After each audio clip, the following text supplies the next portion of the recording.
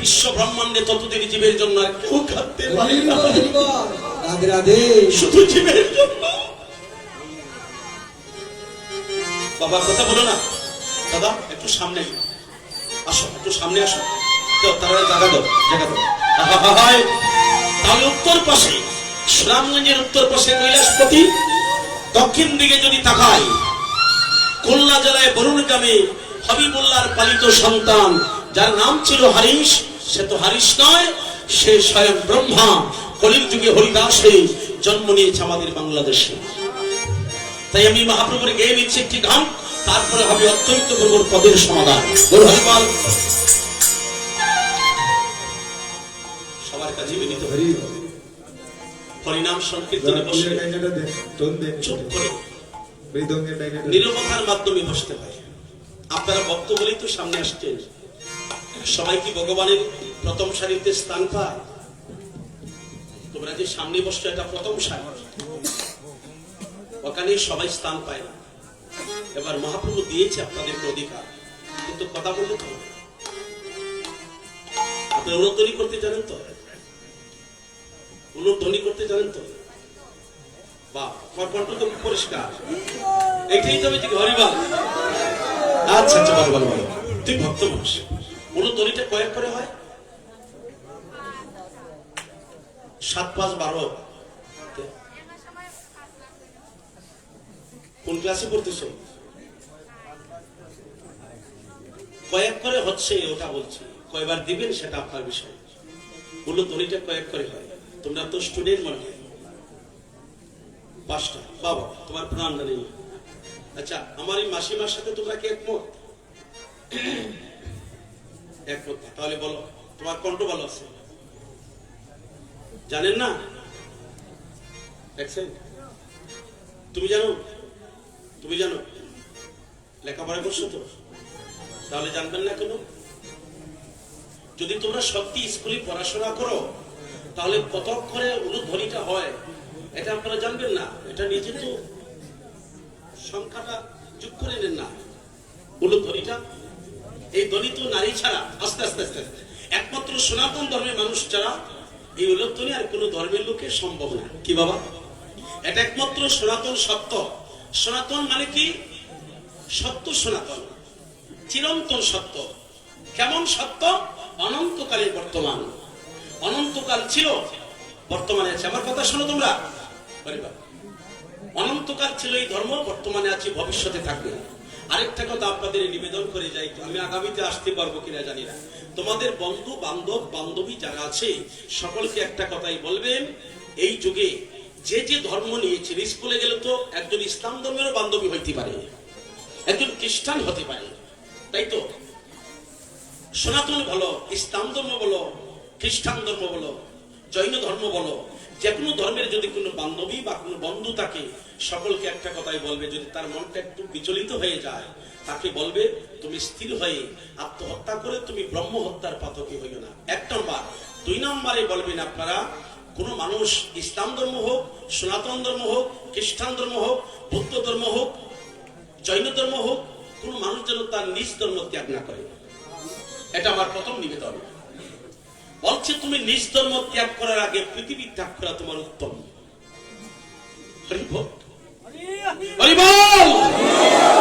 ঠিক বললাম না ভুল বললাম? সকলের কাছে আমার এই নিবেদন, বলছে যারা নিজের ধর্ম ত্যাগ করে যতদিন পৃথিবীর চন্দ্র সূর্য থাকবে তুমি কুম্ভী পাক নরকে নিলয় হবে। তোমার বাবা জনকাটা মানুষের মতো পরিশ্রম করে তোমার মুখে হার দিয়েছে, তোমার মা তোমাকে বুকে রক্ত তপ্ত করে তোমার স্তন সুধা দিয়ে বড় করেছে।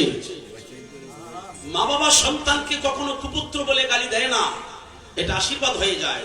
কিন্তু তুমি বড় হয়ে যদি তোমার পিতা মাতার মুখে কালি দিয়া অন্য একটা ধর্মের ছেলে হাত ধরে চলে যাও, ছেলে বা মেয়ে হোক, একবার যদি ভগবানের সামনে গিয়ে তোমার বাবা বা মা বলে, প্রভু আমার জীবনের বিনিময়ে আমার মেয়েটাকে মানুষ করেছিলাম, যতদিন পৃথিবীতে চন্দ্র সূর্য থাকবে কুম্ভী পাক নরকে তুমি নিলয় হয়ে যাবে, কেউ তোমাকে মুক্ত করতে পারবে না।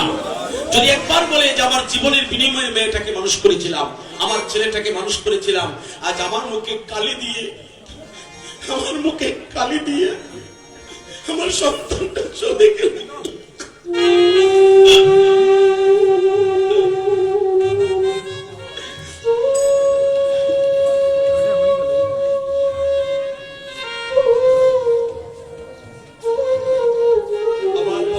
কাছেই পারতো না। আমি দিনহীন এক কদম মিন্টু সরকার আমার নিবেদন প্রত্যেকটা আসরে আমি বলছি এখন, যদি এই কথাটা আরো কিছুদিন পূর্বে আমাদের ধর্মগুরুরা যদি এভাবে স্টেজে বলতেন, এই কথাটা পরিষ্কার করে তাদের কর্ণপাত করতেন, তাহলে আজকে বিভিন্ন সম্প্রদায়ের মানুষ ধর্মান্তরী হয়ে যেত না। আমি বলতে বাধ্য হলাম, অপেক্ষায় ছিলাম, কিন্তু যখন শুনি ছেলেটাকে মানুষ করতে গিয়ে এত বড় হলো, মায়ের মুখে কালি দিয়ে চলে গিয়েছে, এই বেদনা কি সহ্য করা যায়? তাই বলেছে শাস্ত্রে, ধর্ম ত্যাগ করার আগে পৃথিবী ত্যাগ করা তোমার উত্তম ছিল। সকলকে বিনীত প্রার্থনা করবে, মনে থাকবে। আচ্ছা, 2 নাম্বার হলো আমরা মূর্তি পূজা করি। মা বাবাকে সকলকে বলবেন, মূর্তি পূজা করে, মূর্তিকে সম্মান করে যত্নের সহিত টাকা অর্থ ব্যয় করে পূজা করি। এত আদর করে সুচারু আসনে বসতে দিয়ে তার চরণে ফুল দেই। আপনারা মায়ের আদর্শটা পালন করে মনে করে দিবেন, কারণ একজন পুরুষ লোক বিভিন্ন টেনশনে, বিভিন্ন কর্ম সে নিয়োজিত থাকে, অনেক সময় স্মরণ না থাকতে পারে। আপনারা যদি যতজন আছেন একজন করে দেন, তাহলে আরো দ্বিগুণ হবে, আর ওরা দিবে আরো দ্বিগুণ জনকে।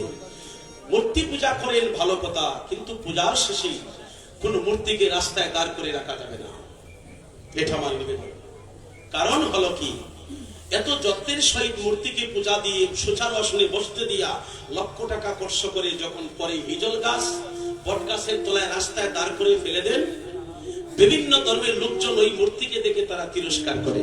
দেখেছো, হিন্দুরা বলে তাদের দেবতাকে পূজা দিতে হয়, মূর্তি পূজা করে তাদের দেবতাকে তপস্যা করে পাওয়া যায় না, কিন্তু ওই দেখো হিন্দুদের দেবতা রাস্তাঘাটে পাওয়া যায়। হরিবল বল, বললাম নাকি? হরিবল হরিবল। রাস্তার মধ্যে দাঁড় করিয়ে রাখার পরে যখন মাথা ভেঙে পড়ে, হাত ভেঙে পড়ে, বিশ্রী চেহারা ধরে বিভিন্ন লোকজনে আঘাত করে, সেটা ইউটিউবের মধ্যে দেখেছি, আমি নাম বলবো না। যদি আমি রাস্তায় দাঁড় করে না রাখতাম, তাহলে আমার দেবতাকে অপমান করার কোনো শক্তি পেত না। আমার মূর্তিকে সামনে পেয়ে তুমি সহজে তাকে অপমান করে ফেলছ, তাকে ভেঙে ফেলছো, ভালো কথা। ওটা মাটির মূর্তি কথা বলছে না, কিন্তু বিচারটা তিলে তিলে হবে, এটা নিশ্চিত। বিধি তোমার এমন নিরায়, আপিল করার জায়গা নাই। বিচারটা তো আমার আদালতে হবে, সেদিন আপিল হবে না। তুমি থানায় যাও, গ্রাম আদালতে যাও, কোর্টে যাও, হাইকোর্টে যাও, কিন্তু আমি ভগবানের আদালতে তোমার অপরাধের বিচার এটা হবে, সেটা আপিল করার জায়গা নাই। ওরে কান্না কাটি সবাই মাটি, কান্না কাটি সবাই মাটি, নিঠুর আদালত পাড়ায়। বিধি তোমার এমন নিরায়, আপিল করার জায়গা নাই। কারো বুঝি হবে ফাঁসি, কারো কারাগার। মন দিয়ে শুনবে, ওই আদালতের শাস্তি কারো বুঝি হবে ফাঁসি, কারো কারাগার। রিপোর্ট বেদে আবার কেহ হইবে সোজা পার। এই যে সাধু যারা সামনে বসে, এই যে তোমরা প্রথম সারিতে বসছো, এভাবে সাধুরা প্রথম সারিতে বসে বা পিছনে বসে যারা চোখের জল ফেলে হা গোবিন্দ হা কৃষ্ণ বলে কাঁদে, যারা ভালো মন্দ মুখে নিন্দা বা পরনিন্দা পরচর্চা কিছুই করতে জানে না, পরে অপরাধ যদি হয় নিজের গালে ছাপিয়ে তার কল্যাণ করতে চায়, শুধু চোখের জলে বাসে হা গোবিন্দ বলে কাঁদে, তার সাক্ষী লাগবে না। কারো বুঝি হবে ফাঁসি, কারো কারাগার। ওই সাধুদের রিপোর্ট বেদে আবার কেহ হইবে সোজা পার। যারা আমার নাম নিয়ে কাঁদছে, আমার চিন্তা করছে, তুমি মৃত্যুর পরে শ্মশানে যাওয়ার আগে আমি ভবনদীর তরি নিয়ে, বইটা হাতে নিয়ে আমি কান্ডারি সেজে বসে থাকবো, আর সেদিন ওই নয়ন জলে ধার পরিশোধ করিতে আমি হরিনাম তরণী দিয়ে তোমাকে ভব সিন্ধু পার করে দেব।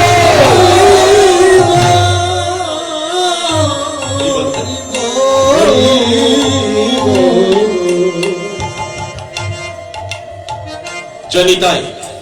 তাহলে আমার প্রথম আলোচনাটা কি ছিল? মূর্তির কথা। বসুন প্রভু, অসহ্য হচ্ছে নাকি আপনার? বসেন, দেখেন বলছে আপনার পায়েটায় হয়তো কোনো সমস্যা আসছে, জিনজিনি করতেছে। আর ওদের মতো যখন শক্তি ছিল তখন কোনো জিনজিনি করছে? তখন এই যে দাঁড়িয়ে আছে 4 ঘন্টা দিলা, তো এখন জিনজিনি করে। আর কদিন পরে কোমরে চিনচিনি করবো, আমারও ছাড়তো না। ব্রিটিশ সরকার এখন একটু মোটামুটি ভালো আছে, বয়স 4 ঘন্টা দাঁড়িয়ে কীর্তন করি। কিন্তু এমন সময় আসবে আমার 4 ঘন্টা দাঁড়িয়ে কীর্তন করবো দূরের কথা, 2 ঘন্টা বসেও থাকতে পারবো না। সেদিন আমার কি হবে? আরো যখন 10 বছর গত হয়ে যাবে, তখন আমি বিস্তায় পরে সকল যাবে হরিনাম কীর্তনে হাঁটিয়া। আমি বিস্তায় পরে সত্যাগত অবস্থায় হরিনামের ধ্বনি শুনে নয়নের জল ফেলে দিয়া কাঁদলাম, প্রভু গো আমার গতি কি হইবে? সমন বিবে হাজির হবে সব সাক্ষী প্রমাণ, তোমার এই জীবনের সকল কিছু থাকবে লিখা, হবে না বাম ডান, হবে না বান্দা। ওরে ডাক পড়িবে কাঠগড়াতে, ডাক পড়িবে কাঠগড়াতে, বিধির বিধানেতে লিখা তাই। বিধি হরিনাম নিয়ে তোমার নয়ন থেকে যতটা জল পড়েছিল, সেই নয়নের জলকৃত হইয়া আমার হরিনাম যজ্ঞ পূরণ করে দিলে। হরিনাম যজ্ঞের কৃত হয়ে এই যজ্ঞ পূর্ণ করে দেন। আর চুপ করে বসিয়া যারা হরিনাম শ্রবণ করে, তারা হয় যজ্ঞের লাকড়ি। আর যারা ভক্তি করে বলে প্রভু আমার কিছু নাই, সেই ভক্তি হয়ে যায় অগ্নি। লাকড়ি এবং ঘৃত আর অগ্নি দিয়া যজ্ঞ হয়, তাহলে কাষ্ঠের লাকড়ি না। যত ভক্ত প্রবেশ করেছে তোমরা সবাই হলে যজ্ঞের লাকড়ি। আর যার নয়ন থেকে যত জল পড়ছে, সেই নয়ন জল হলো ঘৃত। আর ভক্তি যারা করে সেই ভক্তি হলো যজ্ঞের অগ্নি।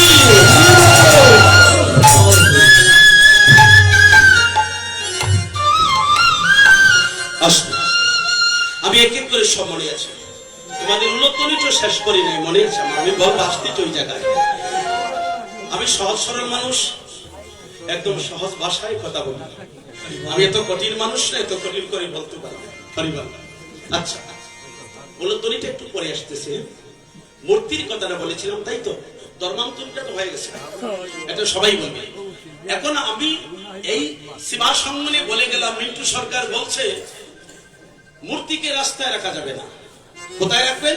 যদি মণ্ডপ থাকে তাহলে ওখানেই রেখে দেন। প্রতিদিন জল ফল দিতে হবে না, শুধু একটু নয়ন থেকে জল আর একটা তুলসী পাতা দিয়ে নিবেদন করে বলবেন, মা বা যদি কোনো দেবতা হয়, প্রভু এই সব তো তোমাদের সৃষ্টি, আমি কি দেব? তোমার অন্ন তোমারই জল, তোমার পুষ্প তোমারই ফল, মনটা শুধু আমার কেবল মাতা মহিলা আবর্জন। কাঙ্গাল বলে হলো না রে তোমার পূজার আয়োজন। অনুরাগ সলিতা নাই, জ্ঞানের বাতি কিসে জ্বালাই? মোমবাতি আর তুলা দিয়া আর সরিষার তেল দিয়া কতদিন বাতি জ্বালাইবে? মনের দিবে প্রদীপ জ্বালাও।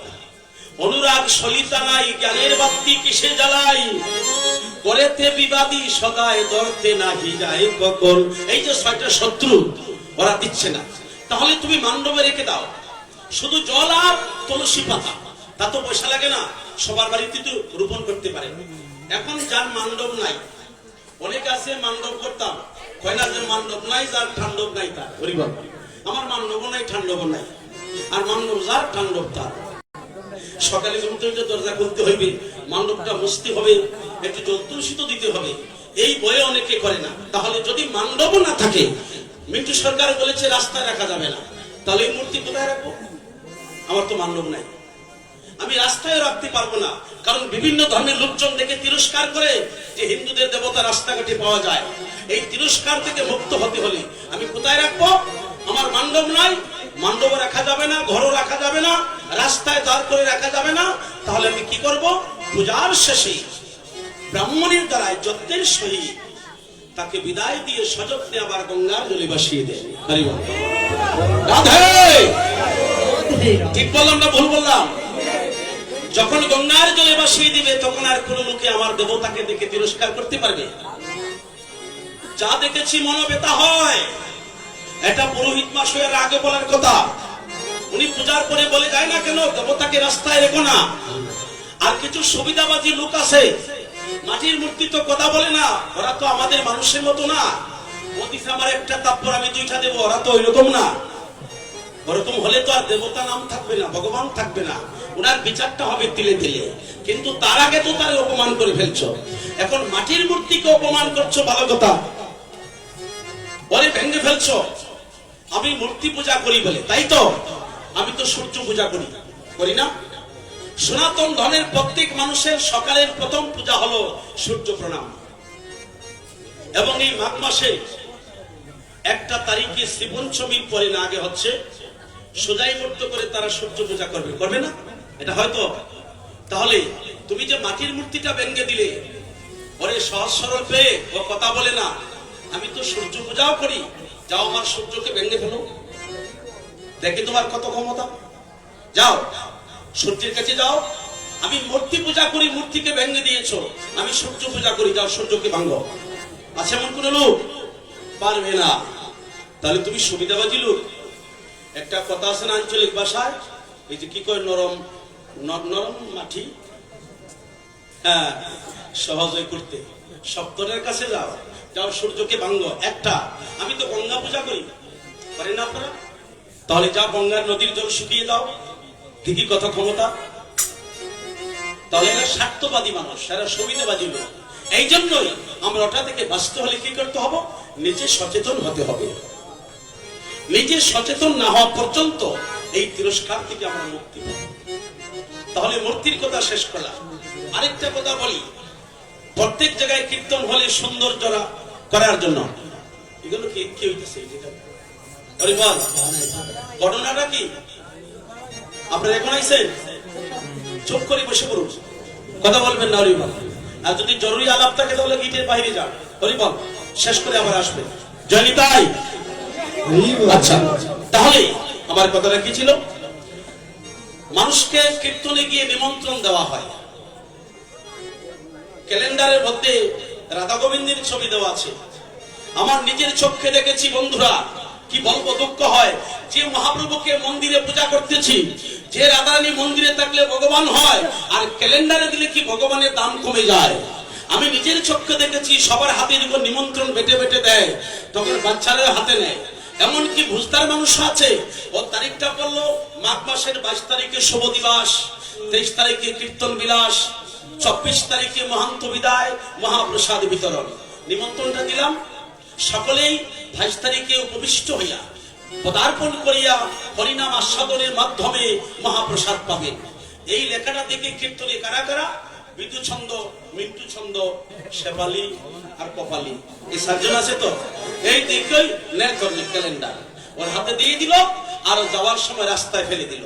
রাস্তায় ফেলে দিলে কিন্তু ওই পথ দিয়ে মানুষ যাতায়াত করছে, ওটার মধ্যে ভগবানের ছবি, রাধানের ছবি, তুমি রাস্তায় যে ফেলে দিলে, আর সাধারণ মানুষ আমার গোবিন্দকে পদদলিত করছে। এটা থেকে আমাদের সতর্ক হওয়া উচিত নাকি? আপনাদের সকলের কাছে নিবেদন, ক্যালেন্ডার বাদ দিলাম, মোমবাতি আগরবাতির প্যাকেটে দিয়ে রাধারানীর ছবি দেওয়া হয়। মোমবাতি জ্বালাইয়া শেষ করে পরে ওঠার মধ্যে যে রাধারানীর ছবি, এগুলো আপনারা কি করেন? বাবা, আপনারা ডাবল প্রণাম দিলাম। আমি আরেক জায়গায় জিজ্ঞেস করেছিলাম, মা তুমি পূজা দাও প্রতিদিন সকালে সবার আগে দিলাই, তাহলে আগরবাতির প্যাকেটে রাধারানীর ছবি পাইছো? কয় সবটির মধ্যে আছে। আমি তুমি কি করো? কয় জ্বালাই নাই। আমি আর কোনো বাসা পাইছি না, কি বলবো, হয়তো বালাই করছো। আমরা মানুষ মরলে জ্বালাই, আর কিশোরের জীবিত অবস্থায়। হ্যাঁ, এই হলো আমাদের ধর্মের অবস্থা। এই জন্য বলছে, একবার নাম নিলে 100 জনের পাপ কেটে যায়, আবার কোটি জন্ম করিলে যদি নাম সংকীর্তন, তথাপি সে না পাবি ব্রজের ব্রজনন্দন। এমন অবস্থায় কোটি জন্ম করলে কাজ হবে না। আমি বাদ দিলাম মূর্তির কথা, এগুলা লক্ষ্য রাখবেন। এখন আছি উলুধ্বনির কথায়। তোমাদের ছেড়ে দিব না, আগে বসছো। তোমরা আমার ওই মাসিমা বলছিলেন কয়েক কর ফাঁসক। তুমি কোন ক্লাসে পড়ছো? নাইনে। তুমি কোন ক্লাসে? আচ্ছা, উলুধ্বনি কি পাঁচক করে হয়? সাইরব করে। তুমি ডরাই হয়েছো না? একটা অক্ষর কমাই লিছো বলে সাইরব করে। তুমি পাঁচটা, তুমি বই পাইছো না? তুমি পাঁচক করে। গৌর হরিবল হরিবল। বাবার একটু সামনে ছাপ দিয়ে বসো, একটু ছাপ দিয়ে বসো। বড় আনন্দের বিষয়, আপনারা আনন্দ পাচ্ছেন তো? ছাপ দিয়ে বসো, ছাপ দিয়ে বসো, তার বসো। আচ্ছা, এখন আপনারা যে লেখাপড়া করতেছেন আমার কথা শুনুন। উ আর লু, এটা হলো উলুধ্বনি। উ আর লু কয়েক করে হলো? তা আপনি পাঁচটা বললেন। উনিও মাসিমা, তোমার বয়সটা কত? 12 না 14? একটু বেশি আনন্দ করতেছি। আচ্ছা, উ আর লু এই দুইটা অক্ষরে উলুধ্বনি হয়, এটাই যদি আপনারা জানেন না, 5 অক্ষর বলেন 6 অক্ষর বলেন, যে এতদিন ধরে কীর্তন হইতেছে, তোমরা কি শিখছো বাবা? একমাত্র সনাতন ধর্মে মানুষ ছাড়া এটা কেউ দিতে পারে না। কিন্তু উলুধ্বনিটা উ আর লু দুইটা অক্ষর। তাহলে দুইটা অক্ষরে দুইজন দেবতার নাম নেওয়া হয়, এটা তো জানা আছে? নাই। দুইটা অক্ষরে দুইজনের নাম দেওয়া হয়, উ আর লু। উ শব্দে নেওয়া হয় রাধারানীর নাম, আর লু শব্দে হয় কৃষ্ণ। উ শব্দে, লু শব্দে। সকলে উচ্চস্বরে হরিধ্বনি উলুধ্বনি। জয় জয় রাধা কৃষ্ণ প্রেমানন্দে হরি হরি বল। জয় জয় নিতাই গৌর সীতানাথ প্রেমানন্দে হরি হরি বল। রাধে প্রভু, ঠিক আছে তো? আস্তে আস্তে আস্তে আস্তে সবাই বসে বলুন, বসে বলুন। জয় জয়।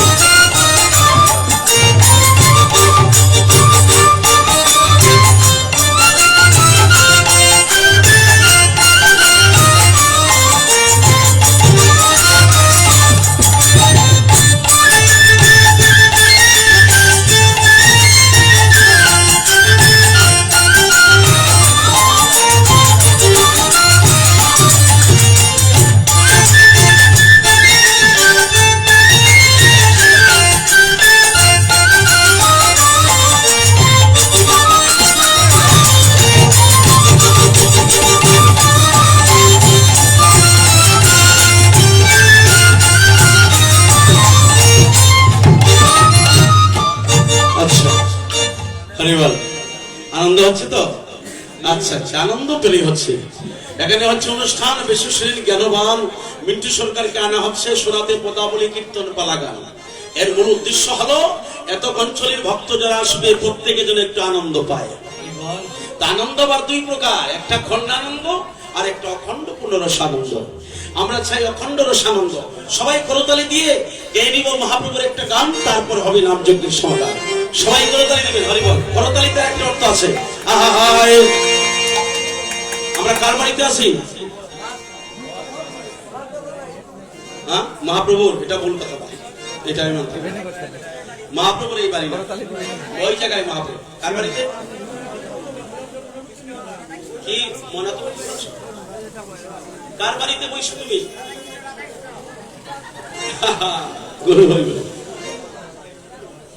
আচ্ছা, আনন্দ করছো, ভালো কথা। কার বাড়িতে বসছো? যদি বাড়িতে গেলে কার বাড়িতে বসে কীর্তন শুনলাই? এই তো হচ্ছে গৌর হরিবল। এই জায়গাটা হচ্ছে শিবাসন। শিবাশালে যজ্ঞস্থান, শ্রী অদ্বৈত যজমান যজ্ঞেশ্বর শ্রী চৈতন্য হরি। হোতা হইলে নিত্যানন্দ, হরিনাম মহামন্ত্র বদ্ধজীবীর মুক্তি কর্ম করি।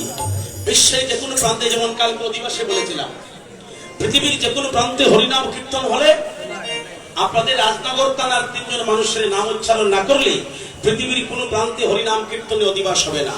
এই 3 জন কারা কারা নাম জানো? এই 3 জন হচ্ছে, তোমরা মনে রাখবে, এই জন্য আমার কীর্তন একটু সহজ। এই 3 জনের নাম হলো রাজনগর থানায় মৌলভীবাজার জেলায় মহল্লাল গ্রামে 3 জন হলো মুখন্দ আর বাস ঘোষ। মুখন্দ ঘোষ, বাস ঘোষ, গোবিন্দ ঘোষ। তারপরে আরেকজন আমার এই যে কুলি ভাই, ওর বাড়ির পাশে মৌলভীবাজারের একটু দক্ষিণ পশ্চিম নিয়ে আরেকটা স্থান আছে, আমরা যার গান গাই, তিনপুত্র সঙ্গে মাগে কে সেন শিবানন্দ আদুপোষা গ্রামে।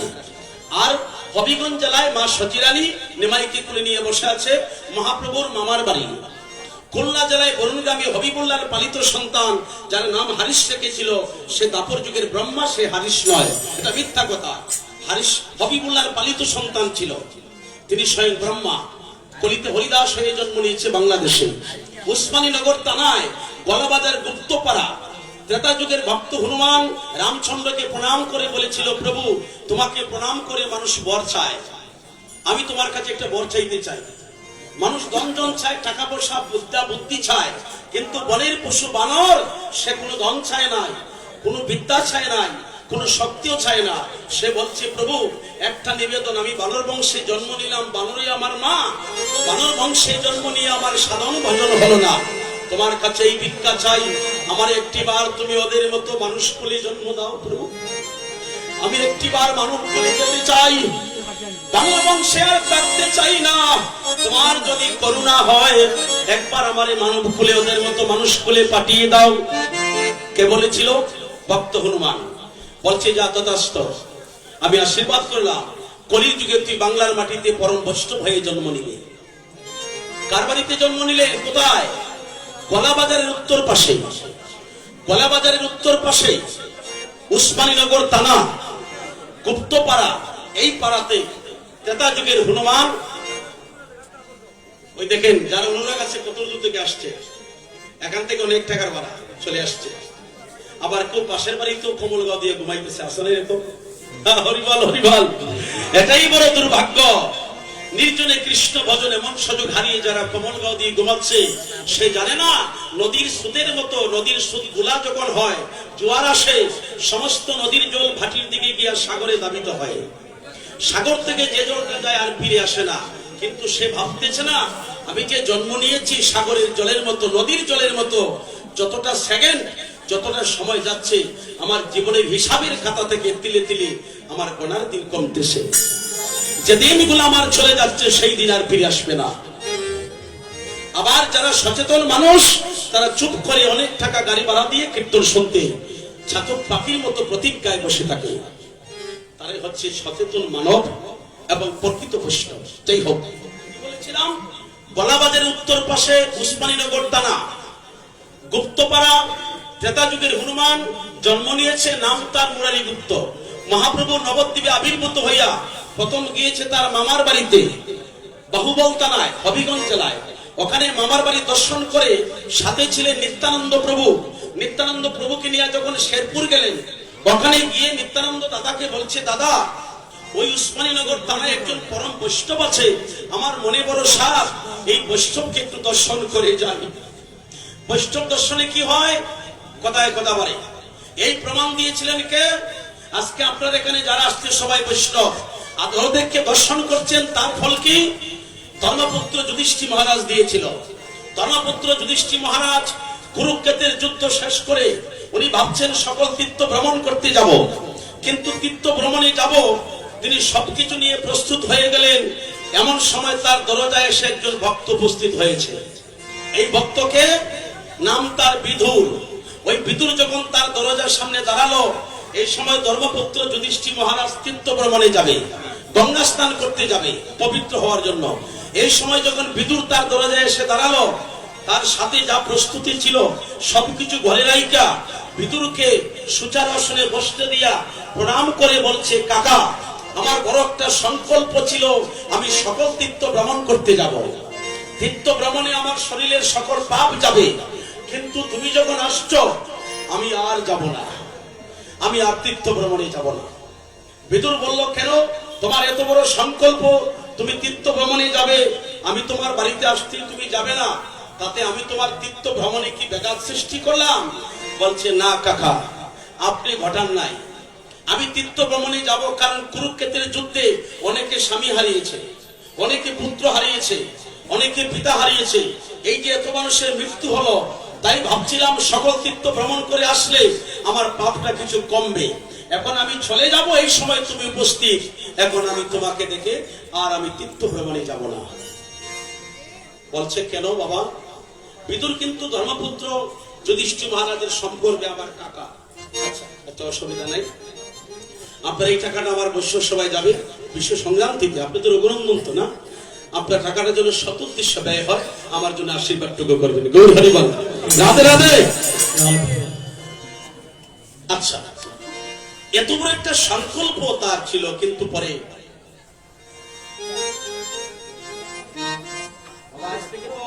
রঘুনন্দন আপনি একটু নিরামিষ মাছ বেশি খাইও, খালি হাড্ডি ডিশ হইল, আমিষ এগুলা ছেড়ে দাও না, মাংস হইল, মাংস খাইলে হইতো না, আমিষ খাইতে ভাই, তাহলে দেখবেন রাধারানী কৃপা হয়ে গেছে। হরি বল, জয় নিতাই। নামের কিন্তু গুণ আছে, সেটা পরে বলবো। আচ্ছা, দেখেন কত বড় সংকল্পটা বদলিয়ে গেল। ধর্মপুত্র যুধিষ্ঠির মহারাজ বলছে আমি যাব না কাকা আর তীর্থ ভ্রমণে। তখন সেই বিদুর বলছে কেন যাবে না? বলছে কাকা মন দিয়ে শুনবেন, গয়া কাশী বৃন্দাবন সকল তীর্থ ভ্রমণ করে আমার যে ফল হওয়ার কথা ছিল, মায়াপুর নবদ্বীপ সুরদনী যমুনা সকল তীর্থে স্নান করে আমার যে ফল পাওয়ার কথা ছিল, তোমার মতো বৈষ্ণব আমার কুটিরে পদার্পণ করাতে আমি ঘরে বসে বৈষ্ণব দর্শন করে সকল তীর্থের ফল হয়ে গিয়েছে। আহা, হরি বল হরি বল। বিদুর চোখের জল ফেলে কাঁদতেছে, সত্যি তুমি ধর্মপুত্র,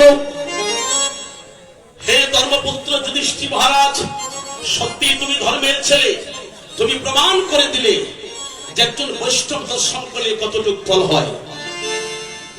তুমি সকল তীর্থ ভ্রমণ করে যে ফল পাবে, একজন বৈষ্ণবকে দর্শন করলে সেই ফল হয়ে যায়। এই জন্য মানুষ সাধু সঙ্গ করতে যায়, আপনারা তীর্থ ভ্রমণ করতে হবে না। আমার একটা লেখা গান আছে, আমার একটু চার্জ দিয়ে পাবে, ওটা নিজে আমার এটা লেখা, যে গয়া কাশী বৃন্দাবন, এই যে কে জানি গানটা,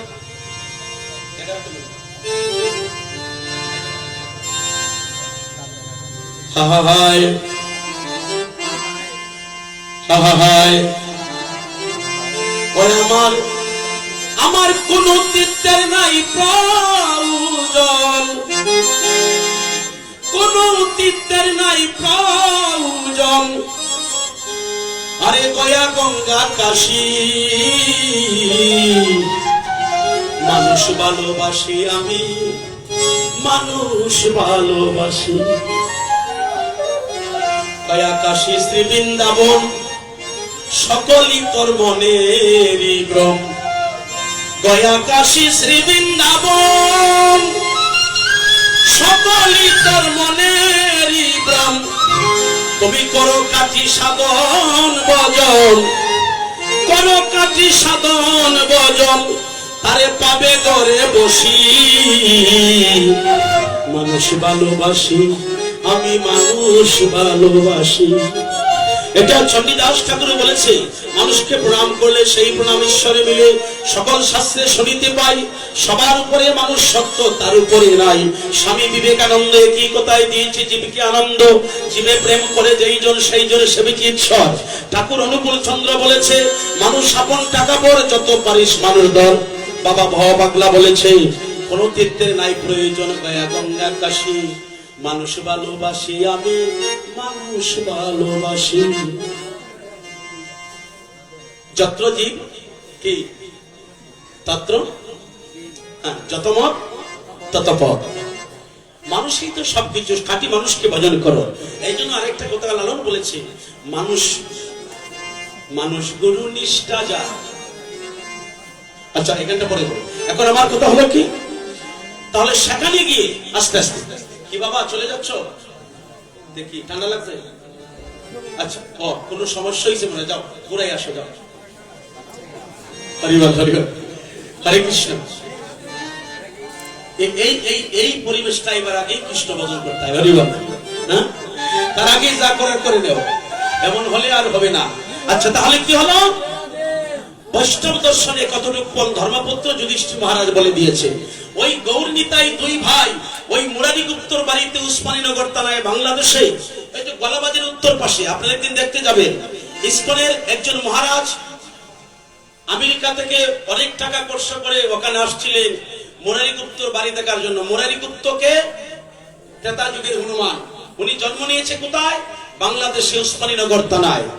ওখানে যখন গৌরনীতায় মামার বাড়ি থেকে ওই বাড়িতে গেল, তখন মুরারিগুপ্ত বের হয়ে দেখে সন্ন্যাসীর বেশ দুইজন বৈষ্ণব এসেছে।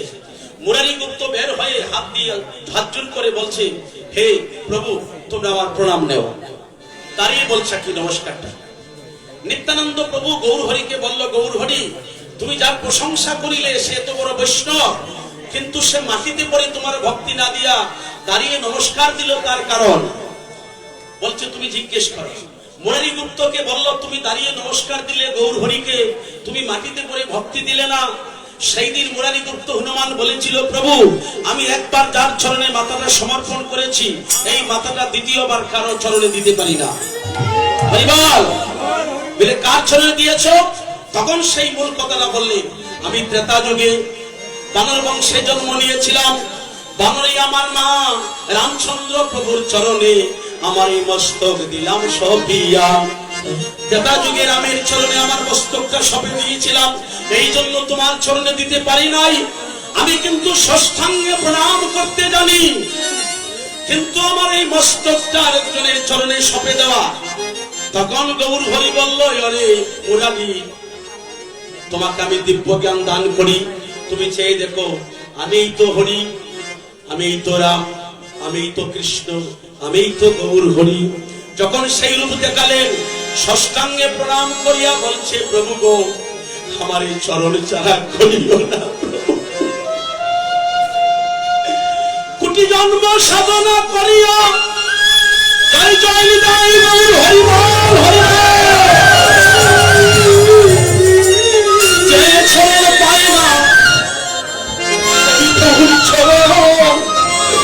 আমার দরে এসেছে,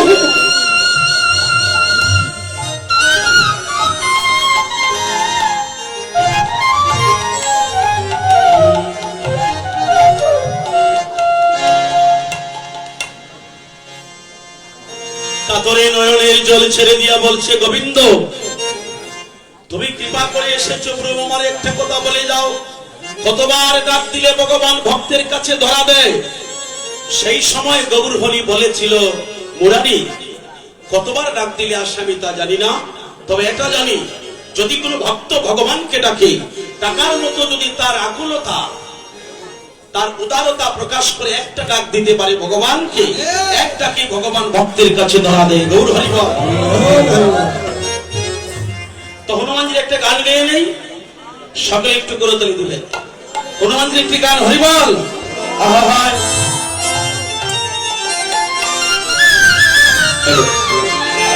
একটু টোন দেন, আপনার সাউন্ড ভালো আছে, আর একটু টোন দিলে হবে।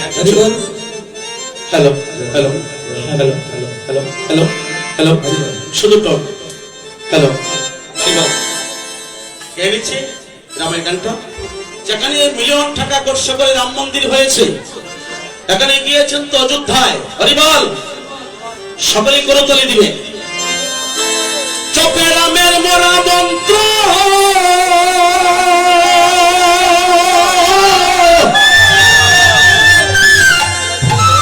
চপে রামের মরা মন্ত্র, বাল্মীকির চিলা গ্রন্থ, সে মাকো ব্রহ্মার পদ তুলারে মন পাগলা। রাম নামে বান্দ পারের বেলা, রাম নামে বান্দ পারের বেলা রে মন পাগলা, রাম নামে বান্দ পারের বেলা। আমার কষ্ট হচ্ছে, এই গান যখন আমি আজ থেকে 10 বছর পূর্বে আসাম, কাটলিছড়া, মণিপুর, গৌরিয়া মঠে যখন এই গানটা গেয়েছিলাম, আমার 40,000 টাকা রুপিয়া ভারতের গৌতম রায় এমএলএ আমার উপহার দিয়েছিল। বাবা, আমি রাজনীতি করি, এমএলএ বলতে এমপি যারে বলি আমরা, তারা হিন্দিতে তো তারা ভারতের ভাষায় এমএলএ বলে, তাই তো। উনি হেলিকপ্টারে এসে আমার আসরে বসলেন। আমি গৌরিয়া মঠে গিয়েছিলাম 10 বছর আগের কথা। আসতে বাবা উনি 40,000 টাকা আমার হাতে দিয়ে বলছে বাবা আবার আসবে, আর যদি প্রভুর কৃপা হয় যে গানটা গেয়েছো আমার প্রভুর নামে কিছুদিনের মধ্যেই মন্দির তৈরি হবে। তখন থেকে সংকল্প ছিল, আমারই বলেছিল সেদিন বাবা তুমি দীর্ঘজীবী হও। রাম আপনারা নেটে দেখেছেন, রাম শুধু সনাতন ধর্মের জন্য না, রামের যে চরিত্র, লক্ষণের যে চরিত্র, সীতা দেবী যা দেখালেন এটা সমস্ত মানুষের কল্যাণের জন্য, সমস্ত জীবের শিকার আছে নাকি বললাম দাদা? তাই করতালি দিয়া চপে রামের নাম মন্ত্র বাল্মীকি রচনা গ্রন্থ শিরে মাধব ব্রহ্মার পদ দুলারে মন পাগলা রাম নামে বান্ধ পারে বেলা রাম নামে বান্ধ পারে বেলা রে মন পাগলা রাম নামে বান্ধ পারে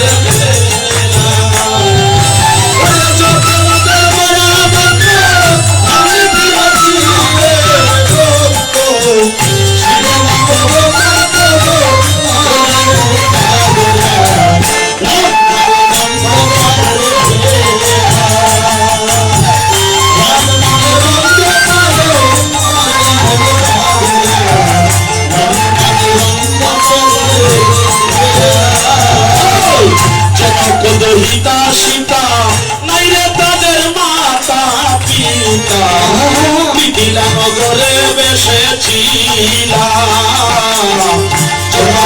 হিতা সীতা নাইরে তাদের মাতা পিতা মিথিলা নগরে বেসেছিলা জনক হিতা সীতা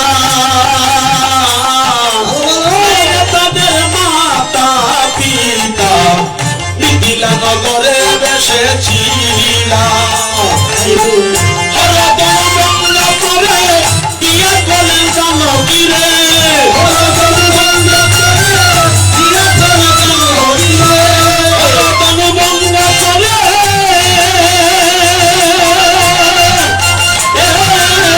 হরদম গঙ্গা করে বিয়ে করলেন জানকীরে প্রতিশ্রুতি রক্ষা করেছিলা রে মন পাগলা রাম নামে বান্ধ প্রাণের বেলা রাম নামে বান্ধ প্রাণের বেলা রে মন পাগলা রাম নামে বান্ধ প্রাণের বেলা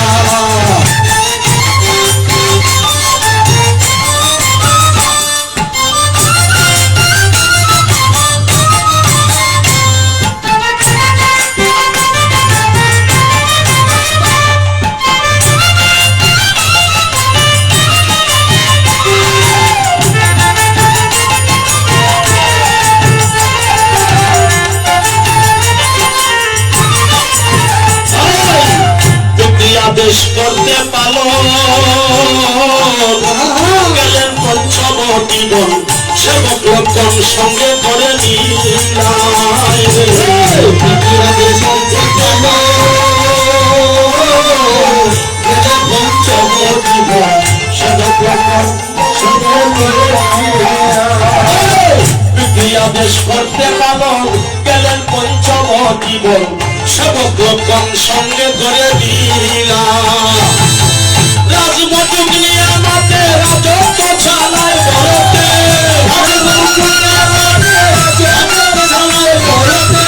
রাজমটুক নিয়ে মাতে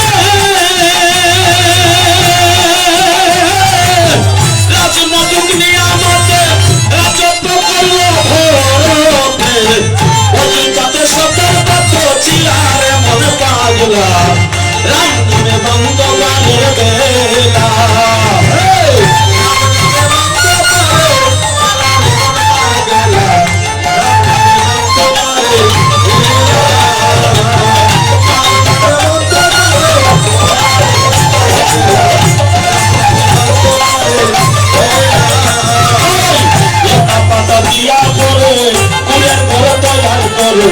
সেই গড়ে বসতি করিলা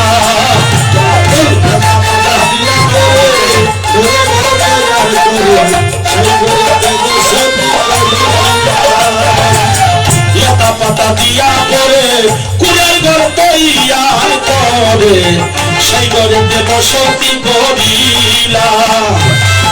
হঠাৎ একদিন দশানো নেই বনে দিয়া বরসল, হঠাৎ একদিন দশানো, হঠাৎ একদিন দশানো এই বনে দিয়া বরসল। সীতা করে সীতা হয়ে নিলারে মনে বাঁধলাম, রাম নামে বান্ধ পালের বেলা।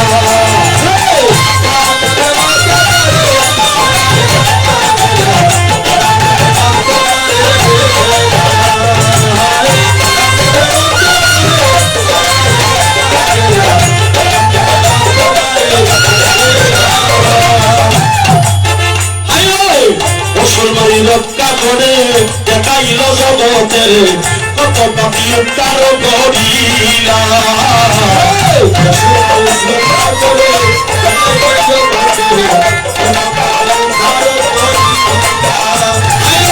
মুসলমানি রক্ষা করে দেখাইল জগতের কত পাপি উদ্ধার করিলা।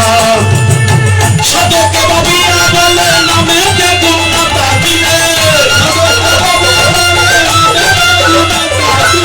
সাধকে ভাবিয়া বলে, সাধকে ভাবিয়া বলে নামে যে গুণতা দিলে। লঙ্কার জলে, লঙ্কার জলে কেমনে বসলো শিলারে মন বাঁধলা, রাম নামে বান্ধ পালের বেলা।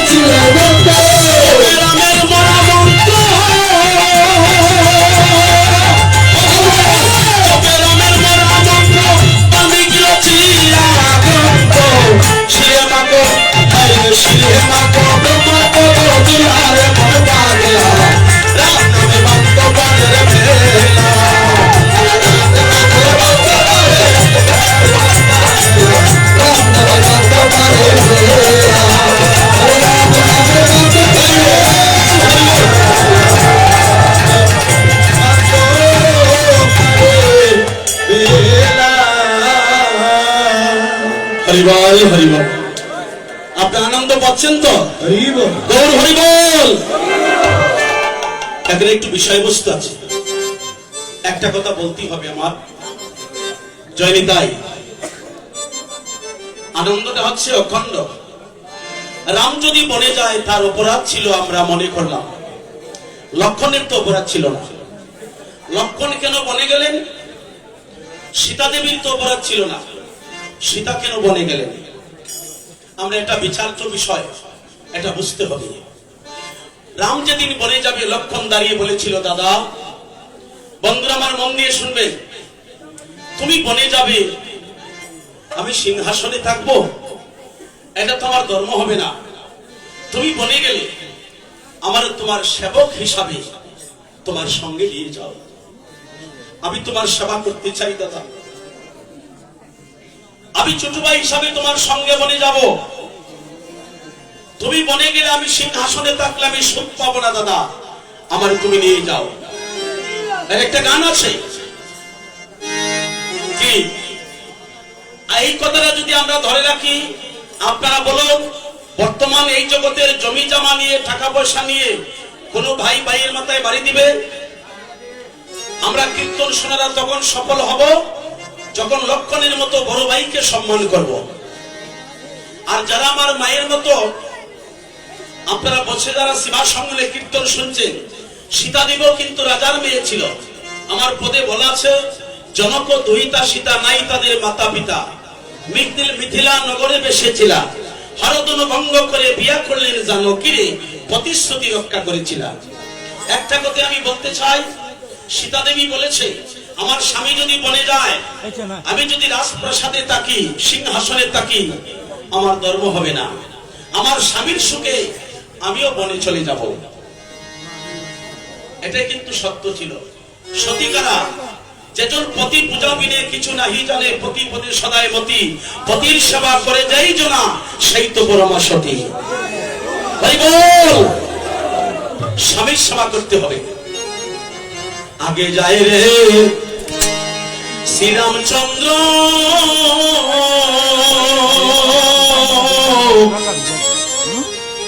মধ্যে সীতা যায়। আদেশ করেছে রামচন্দ্র প্রভু, কিন্তু তারা দুইজন কেন মনে গেল? আগে যায় রে শ্রীরামচন্দ্র, মধ্যে সীতা যায়। পিছন থেকে লক্ষণ বাই নয়ন জলে বুক বাসায়। যেদিন শ্রীরামচন্দ্র বনবাসে যায়, ক্রন্দনেরই রুল পড়িল স্বর্ণপুরী অযোধ্যায়। যেদিন শ্রীরামচন্দ্র বনবাসে যায়, ডাক দিয়ে বলেছিল রামচন্দ্র প্রভুকে, দাদা আমায় সঙ্গ ছাড়া আল্লাহ আমায় কইল না রে, আমায় জনমে জনমে তুমি সঙ্গে করে, আমায় সঙ্গ ছাড়া কইল না রে। মায়ের প্রতি যদি এই ভালোবাসাটা না থাকে, দেখি মায়ের গর্ভে জন্ম নিলাম, কেন অন্যের সম্পদ দিয়া ভাইকে আঘাত করিল? এই দৃশ্যটা, এই শিক্ষাটা দিয়েছে রামচন্দ্র এবং লক্ষণ প্রভু। তাই আমরা আরেকটি গান আমার মহাপ্রভুর গেয়ে নিব, তারপরে নাম যোগের পথ হবে। গৌর হরি বল। আহা হায়, কার আমরা শিবার সম্মানে তো, হ্যাঁ আচ্ছা ঠিক আছে, এই যে তোমাদের শিক্ষা হয়ে গেছে। যত জায়গায় যাবো, বিশ্বের যে কোনো প্রান্তে হরিনাম কীর্তন হোক, যেখানে বসবো এই জায়গাটা হবে শিবাশ্রয়। রাই কোম্পানি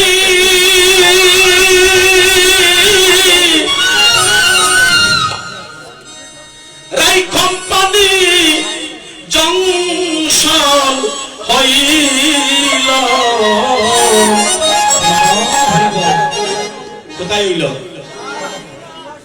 আমার শিবা সঙ্গী না। সবাই একটু ঢেলে ঢেলে বলবেন, তাড়াতাড়ি। আইল রে সই তনের গাড়ি সোনার নদী,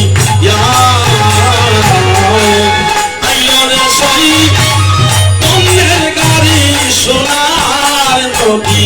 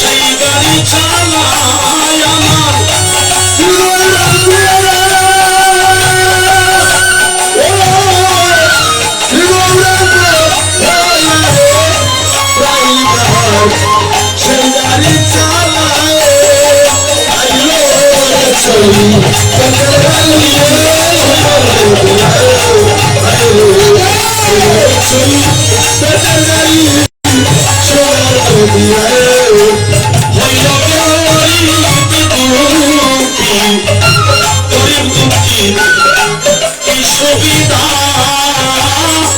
যাইতে কারো নাই রে বাবা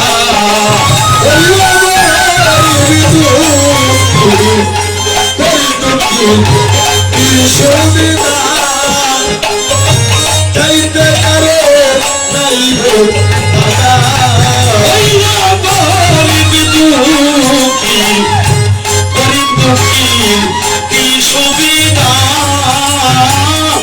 যাইতে কারো নাই রে গো বাবা ও হলো গরিব দুঃখী কি সুবিধা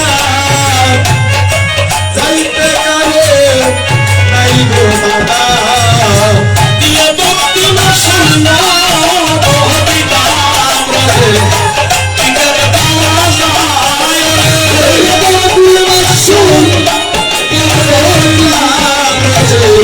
টিকার পাওয়া ভক্তি না ভক্তি না শুনলো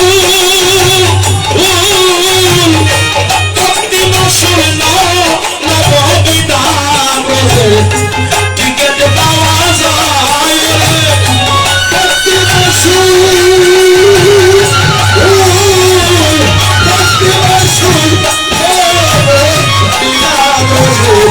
টিকেট পাওয়া যায়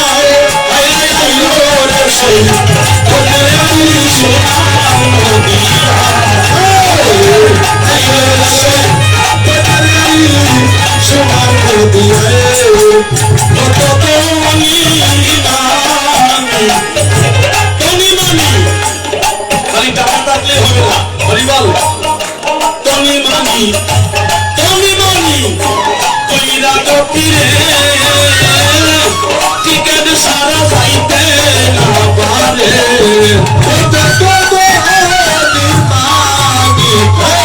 তনি মানি কুড়ে গতিরে তারা টিকেট সারা যাইতে না পারে কত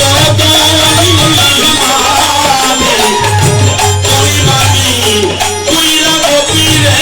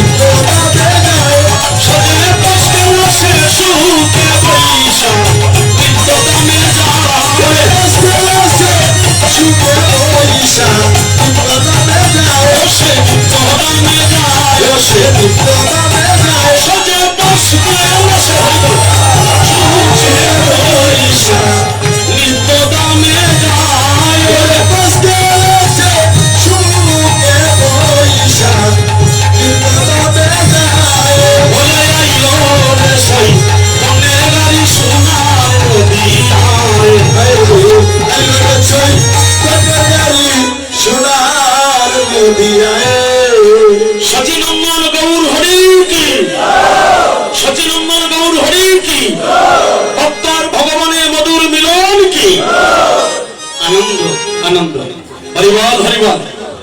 তোমার বাগনা সুশান্ত মানুষ তো একটা বাঁশি দুই হাত দিয়ে বাজায়, তার গোবিন্দের কৃপা আছে, সে একসাথে 5টা বাজাইতে পারে। এটা তার একটা প্র্যাকটিক্যাল। তো আমরা একটু বংশী ধ্বনি শুনবো। কি হয়েছে মা দাদা, কি হয়েছে? জোগাড় দেন না? দিব দিব। ঠিক আছে ঠিক আছে ঠিক আছে, সব হইব আস্তে আস্তে সব হবে। যা 10টা বাসের সাথে বাজবা, তারপরে আমার আরেকটি গান মহাপ্রভুর আমরা গিয়ে সমাপ্ত দিব। গৌর হরিবল।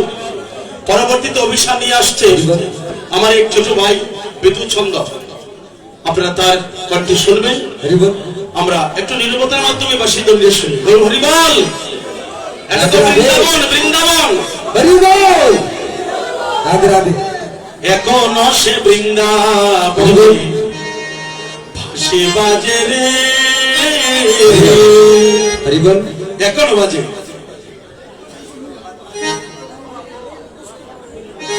শুধু গৌর ভক্তবৃন্দ, ভক্তের যদি কৃপা হয় আমাদের মহাপ্রভুর কৃপা হয়, যদি ভক্তের কৃপা না হয় আমাদের মহাপ্রভুর কৃপা হবে না। একদিন বৃন্দাবনে বলেছিল রাধারানী, সখীরে ওই শুন আমার প্রাণ বন্ধু বংশীধ্বনি করছে। তখন সখীরা বলেছিল রাধারানীকে, ও রাধারানী ওই কত প্রাণ বন্ধু বংশীধ্বনি। তখন রাধারানী বলেছিল, সখীরে আমার প্রাণ বন্ধু বংশীধ্বনি সবার কানে বাজে না। কার কানে বাজে না জানিস? যার বাজে কান। হরিবল। আমার প্রাণ বন্ধু বংশীধ্বনি শুনতে হলে সেই কান তৈরি করতে হয়। সখী সেই কান তো তোরার নেই। হরিবল। দাদা যতটুকু পারে দাদা, বিনীত পারতো না। যাই হোক বন্ধুগণ, বাজাবো 5টি বাঁশি। আশীর্বাদ করবেন তো আমার জন্য। হরিবল হরিবল। আমি আপনাদের চরণধুলি ছাড়া আমি আর কিছু চাই না। আপনাদের চরণধুলি আমার মস্তকে ধারণ করলাম। হরিবল।